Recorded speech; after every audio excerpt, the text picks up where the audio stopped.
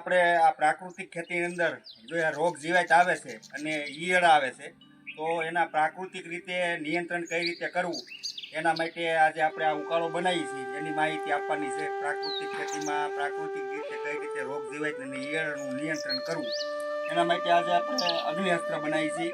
તો તમે જોઈ શકો છો કે આ 20 લીટર ગૌમૂત્ર છે.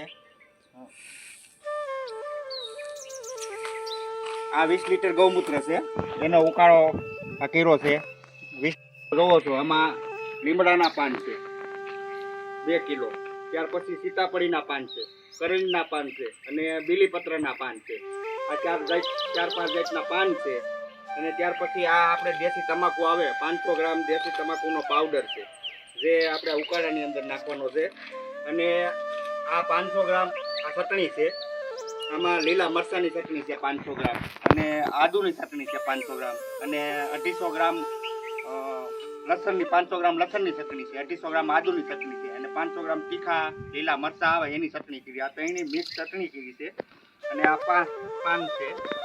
આપણે હવે આ અગ્નિઅસ્ત્ર બનાવી છીએ એની અંદર આપણે પહેલાં આ તમાકુનો પાવડર આપણે નાખી દઈએ. આ 500 ગ્રામ તમાકુનો પાવડર છે એ આપણે નાખી દઈએ ગરમ કરવા માટે. ત્યાર પછી આ જે પાન છે બધાય એ પાનનું કટિંગ કરેલું છે એ આપણે આની અંદર એડ કરી દઈએ.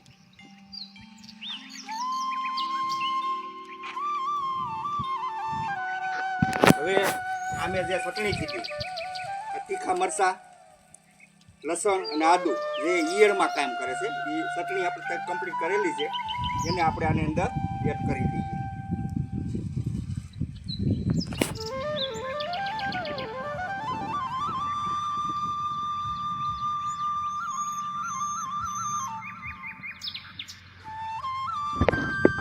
આ બધું આપણે અંદર એડ કરી દીધું છે અગ્નિઅસ્ત્ર બનાવવા માટે.